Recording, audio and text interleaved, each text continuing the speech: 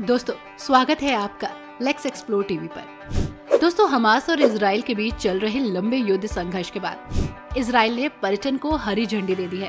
अपने official statement में Israel ने कहा है कि open for tourism and complete safe, यानी इजराइल पर्यटन के लिए खुला है और ये पूरी तरह से सेफ भी है।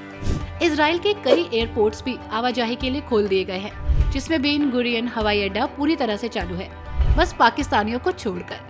आपको जानकर हैरानी होगी कि हर पाकिस्तानी पासपोर्ट पर लिखा होता है कि ये पासपोर्ट इजराइल को छोड़कर दुनिया के सभी देशों में मान्य है, यानी कि भारत से ज्यादा दुश्मनी इजराइल से रखता है पाकिस्तान। दक्षिण पूर्व भूमध्य सागर के पूर्वी छोर पर स्थित इजराइल एक ऐसा देश है जिसके बारे में कहा जाता है कि दुनिया का सबसे खतरनाक आतंकी संगठन ISIS भी उससे डरता है।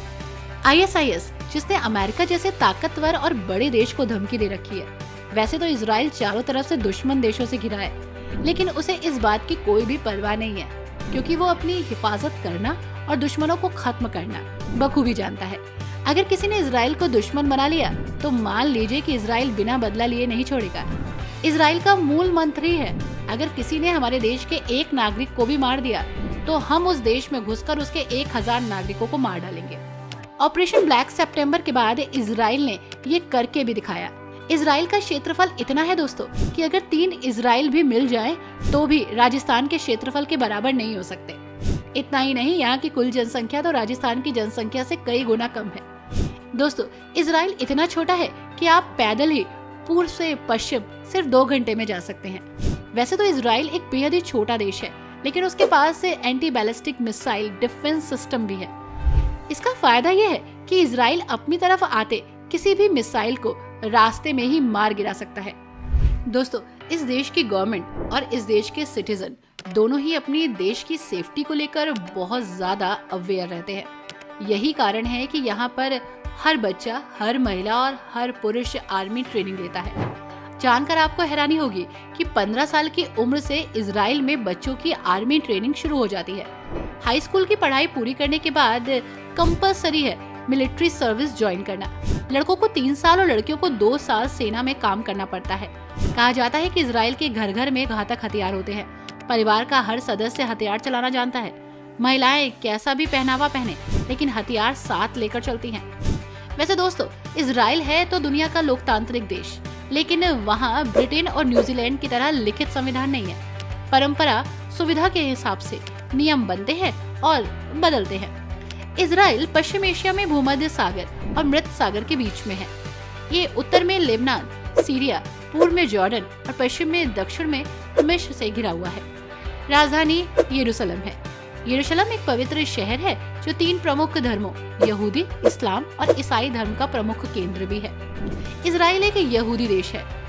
दोस्तों, ये वही देश है जिसने 1952 में महान वैज्ञानिक एल्बर्ट आइंस्टाइन को इजराइल का राष्ट्रपति बनने की पेशकश की, लेकिन आइंस्टाइन ने ये पेशकश ये कहकर ठुकरा दी कि वो राजनीति के लिए नहीं बने।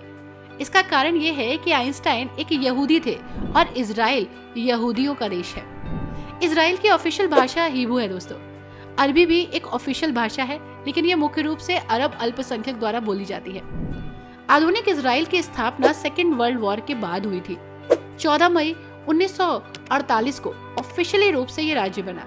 इसके बाद 1947 में संयुक्त राष्ट्र महासभा ने विभाजन योजना को मंजूरी दी, जिसमें फिलिस्तीन के ब्रिटिश शासनादेश को अलग अलग यहूदी और अरब राज्यों में डिवाइड कर दिया गया। इजराइल कई धर्मों के पवित्र स्थलों का घर भी है। इजराइल यहूदी धर्म, ईसाई धर्म, इस्लाम के लिए कुछ सबसे महत्वपूर्ण पवित्र स्थलों का घर है। धार्मिक तीर्थ यात्राओं और आध्यात्मिक महत्व का ये केंद्र रहा।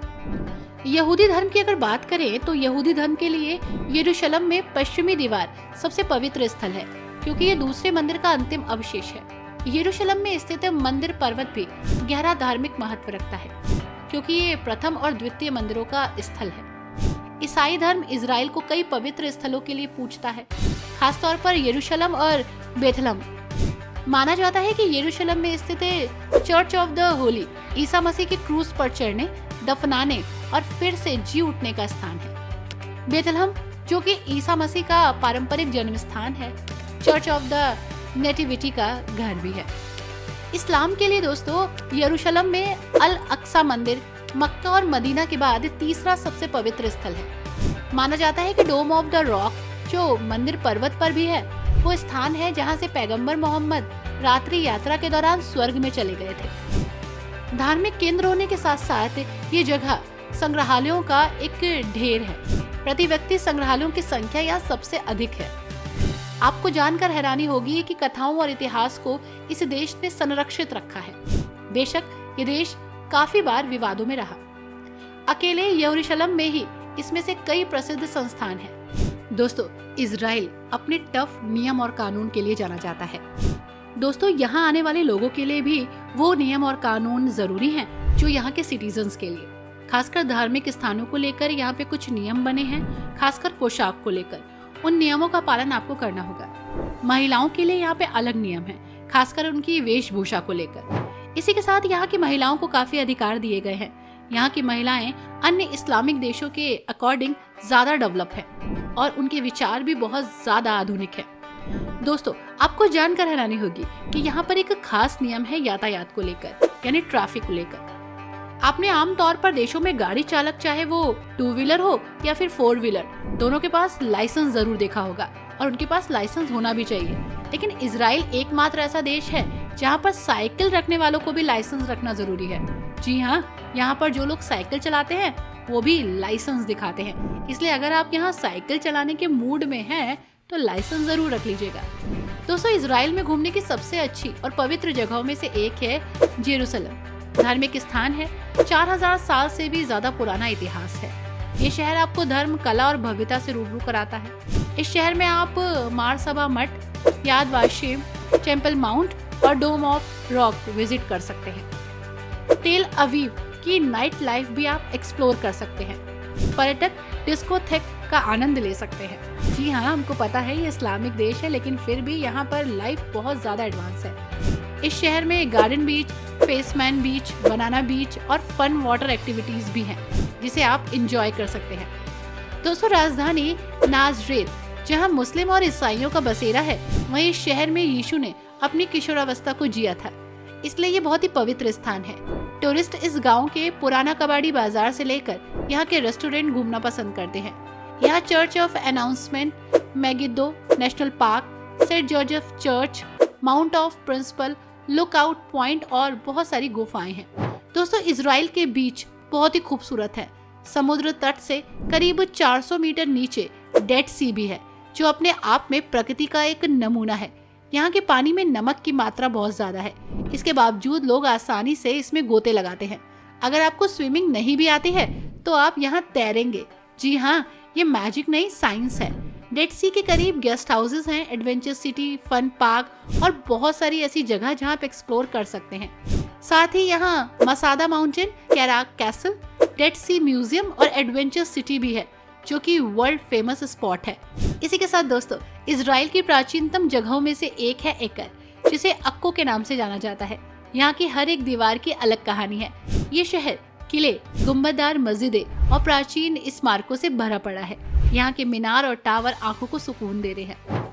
दोस्तों, रेड सी के साथ साथ यहाँ पर सी ऑफ गैलिली भी है। जी हाँ, ये अपने प्राकृतिक उपचार के लिए जानी जाने वाली एक झील है। ऐतिहासिक स्थलों, मीनारों, गर्म झरनों और बहुत बड़े से राष्ट्रीय उद्यानों से भरा गैलिली सागर पृथ्वी का सबसे कम मीठे पानी की झील है। ये अट्रैक्टिव पॉइंट है और अद्भुत है। इजराइल में घूमने के लिए अच्छी जगहों में से एक है। जॉर्डन नदी से भरी ये झील रोमांच देती है, समुद्र तट और मन को मोह लेने वाले दृश्य भी। गैलिली में देखने के लिए बहुत कुछ है। किनेरेट क्षेत्र अपने गर्म पानी के झरनों के लिए जाना जाता है। कुल मिलाकर उसमें से 17 हैं। झील क्षेत्र में आप अपनी मसाज करा सकते हैं, हॉट टब बाथ ले सकते हैं, थर्मोमिनरल पूल का आनंद ले सकते हैं। हमाद गदर हॉट स्प्रिंग एक ऐसी चीज है जो आपको तरोताजा कर देगी। साथ ही यहाँ बहुत सारी वाटर एक्टिविटीज भी होती है। दोस्तों, यहीं से कुछ ही दूरी पर, करीब 5 मील दूरी पर वाटरफॉल भी है। उसका भी मजा आप यहाँ ले सकते हैं। कहा जाता है कि यहाँ जो एक बार आता है वो बार बार आना चाहता है। इसी के साथ दोस्तों, आपको ये जगह कैसी लगी हमें जरूर बताइएगा।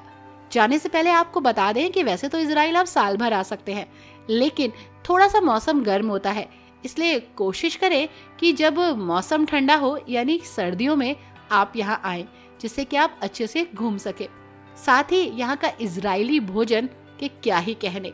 व्यंजनों में फलाफेल, हुम्मस, इजरायली सलाद, चल्ला हामिन, गेलफिल्टे मछली और भी बहुत सारी कुजीन है जो कि मुंह में पानी लाने वाले हैं। आई होप दोस्तों आपको ये जगह पसंद आई होगी, वीडियो अच्छी लगी होगी। हालांकि हमें पता है कि इजराइल इस समय विवादों से घिरा है, लेकिन आपका स्वागत भी कर रहा है। तो आप कब जा रहे हैं इजराइल, हमें जरूर बताइएगा। Thanks for watching. नमस्कार।